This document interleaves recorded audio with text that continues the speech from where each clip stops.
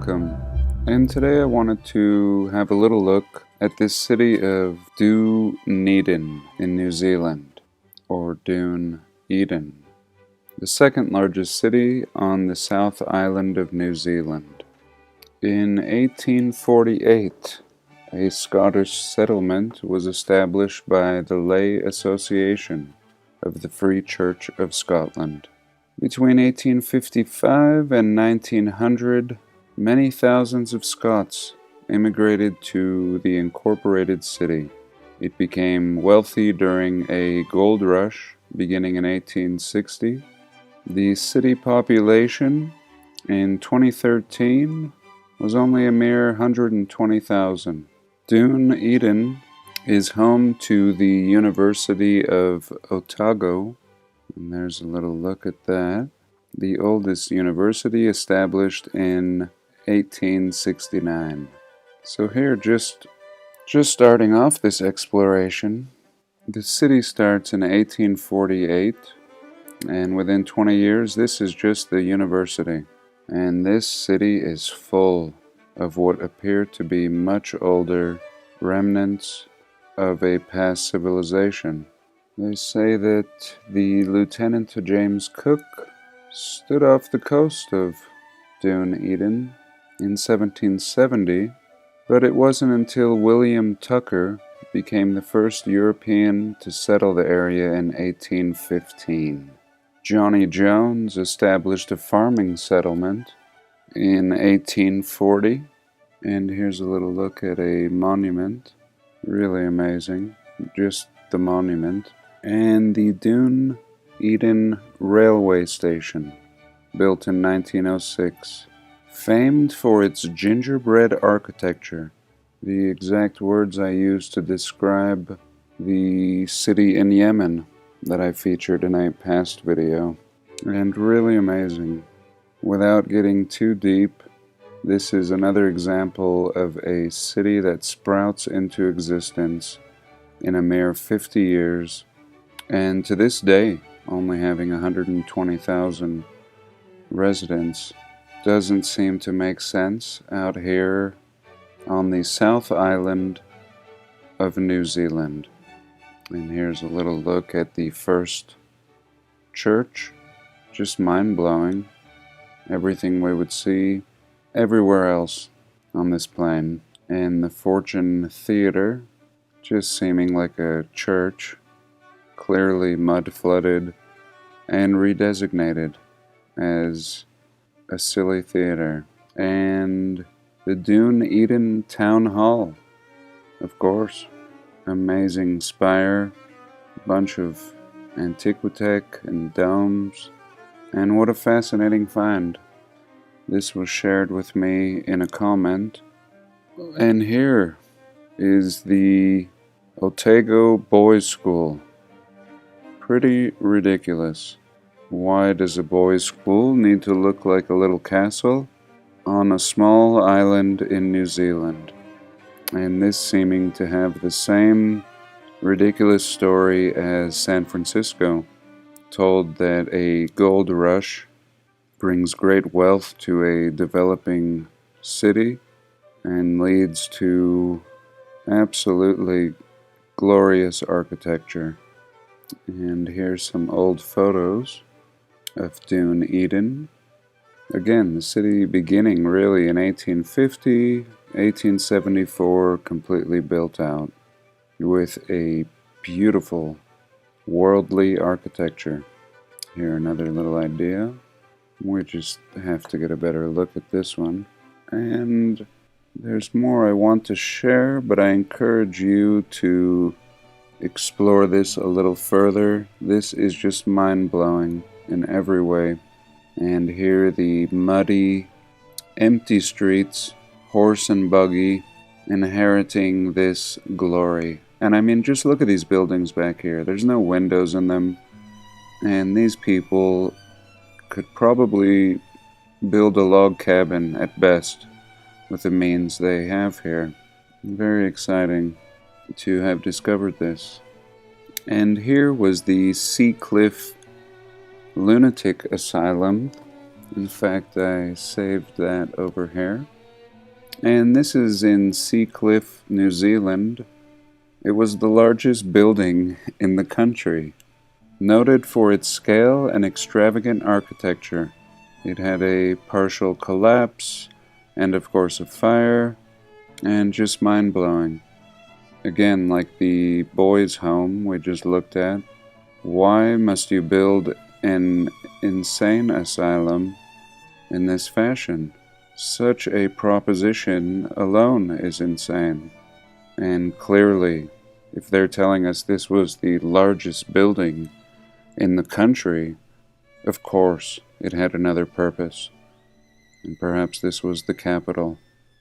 And all of the surviving residents of the past civilization may have been thrown into this place and serving more as a prison. And here they're telling us the need for a new asylum in the Dunedin area was created by the gold rush.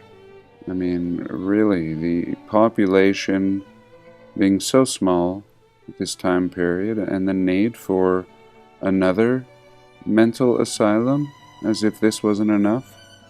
And here we go, the hospital in 1884. Really though, I mean, can any sane person believe that this was a mental hospital? In New Zealand, on the small island. Purely ridiculous. And here is a fascinating photo in 1926. A view of the hospital and a cricket match. Just mind-blowing. And of course a fire in December of 1942. And just very fascinating. Here are some nice color pictures, just to get an idea of the authenticity and permanence of these buildings. And if that's not fascinating enough, nearby there's another city, the city of Oamaru. And very interesting, here we have a Dunedin, and here we have a Maru, or an Oamaru, 80 kilometers south of Timaru, with a population of 13,000 people. So now this is really small. This is in present times. And if I'm correct, I watched a few videos on this, and this is the steampunk capital. This is what they've designated this town as, more of a tourist attraction, but it really seems to have driven the cost of living up. They were saying an average home sells for $250,000. And just a beautiful city. When I first saw this video, I wanted to move to this city. And just a little look. Again, a little 13,000 person town, and you have this amazing old architecture that just makes no sense. And the council building, just beautiful. And again, arriving in the 1850s, establishing his sheep run, and just really not making any sense. In present times, 13,000 people, and yet, let's have a little look at some photos of Oamaru. So here you are, and we could dissect these buildings and their stories all day long, but I don't think we need to. This seems pretty clear and pretty obvious that this town was not built by these people, only inherited, and just beautiful. I really do love this little town, and it seemed like the residents had a good old time, really celebrating their surroundings, whether or not they really know anything about them. And here, another little street view, just beautiful, and I would love to have a little vacation here. And here, a building made of Oamaru stone in the neoclassical style, and just mind-blowing. The weathering and even the what looked like scorch marks perhaps from the prior reset. And here, even these schools in 1883 are these boys' schools, boarding facilities, and really just populating this island.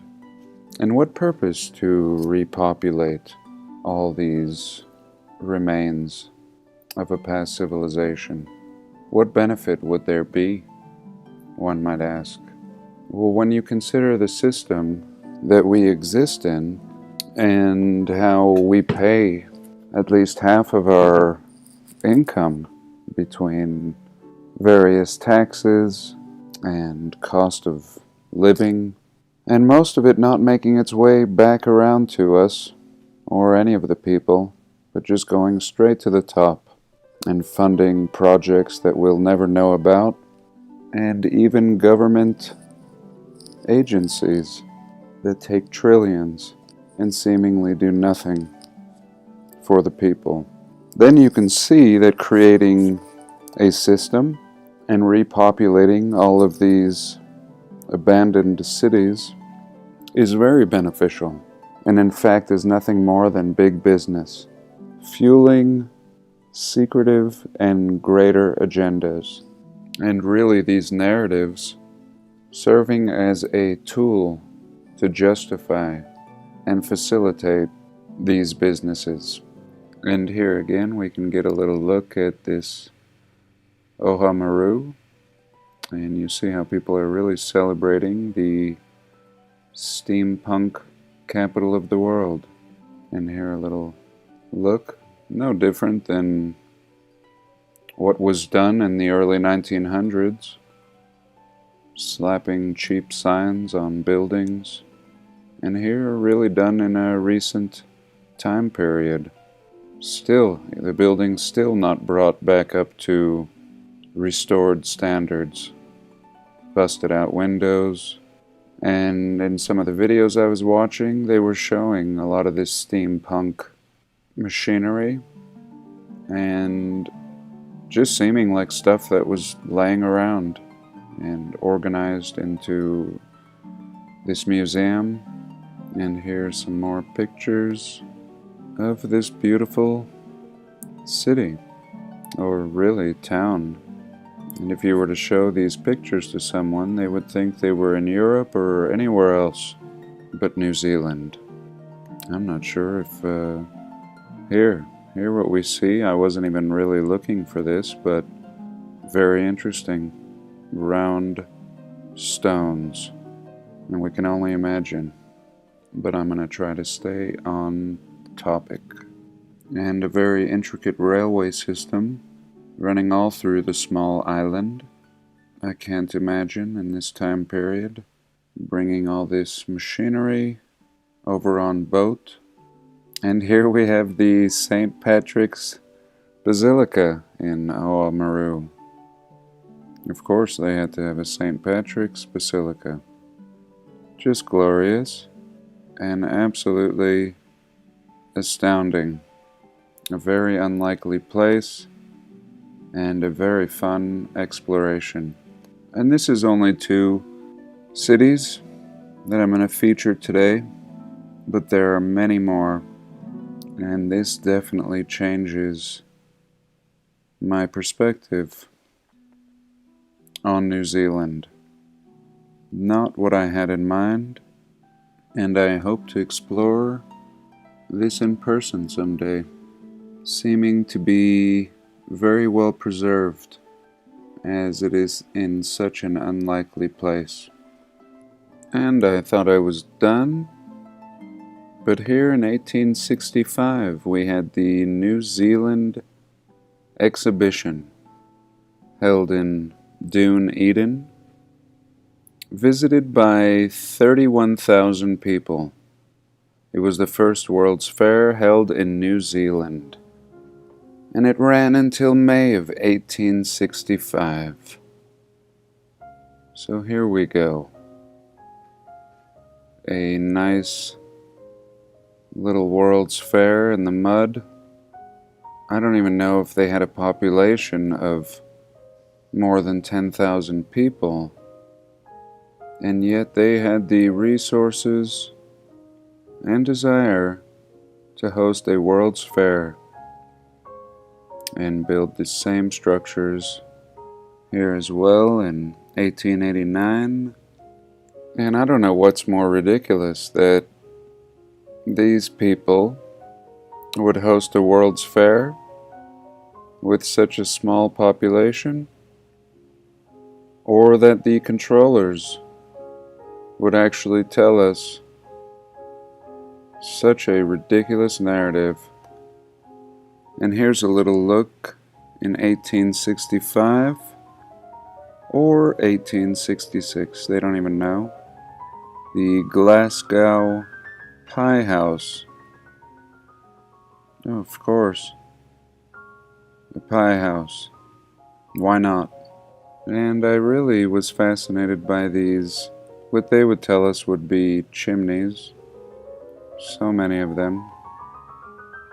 Perhaps these were necessary for producing pies. And here again, a look at these chimneys. They seem to be on all the buildings. I've never seen this particular style before. And here what looks like a solar panel. I'm not sure. Maybe just a skylight.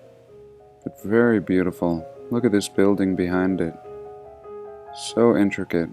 And this is just downtown Main Street. This is just a building on Main Street. Here we can see a little more.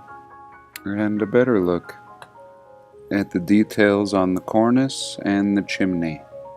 Very beautiful. And the detail in this little town is nothing short of exceptional. In 1913, a view on Princess Street. Just fascinating. Look at this light post or rail post. Looks like a trolley. 1913. And we have these electric trams. Absolutely mind-blowing. And built out and weathered as could be. And here, in 1864, the Otago Settlers Museum. And this is just a fascinating picture. Look at this mud flood that has turned to stone. Not sure, but clearly seeming to come after, really swallowing the side of this building up. And this is just amazing. 1864. 1869. The unrealized design for the government house. Unrealized being a rendering is what they'll tell us. Simply a rendering, or was this actually here? With all the other buildings we've seen, I have no doubt that this was here. And here a bank in 1874. It doesn't seem like a bank, looks like a very wealthy residence. So, I've always tried to be really low-key about how I say things, perhaps to slip through in case of any purge. And today on this video I got this comment by Alexandra Creator. She says, I got a questionnaire about you and your channel from YouTube. Or did you send it? What I thought about it, should it survive, the agenda, why I subscribed, etc. Odd to say the least, and very interesting. It seems to me as if somebody is suspicious that doesn't quite get it. And what's even stranger is I've been responding to comments, and here let's just show you that the comments are working. And you can see here I'm going to respond, and boom, response. Now this comment that I just read, I just wanted to show you that everything is working except for this. Sent no such thing. And here we go, reply. Comment failed to post. Comment failed to post. Unbelievable. And I've just responded and replied to a bunch. So yeah, it seems I have aroused the suspicion of the Agent Smith. And I think that's it for today. I did want to jump on the Google Earth, but perhaps we'll save that for another time. I thank you so much for joining me today. Do have a blessed day, and please like, comment, and subscribe.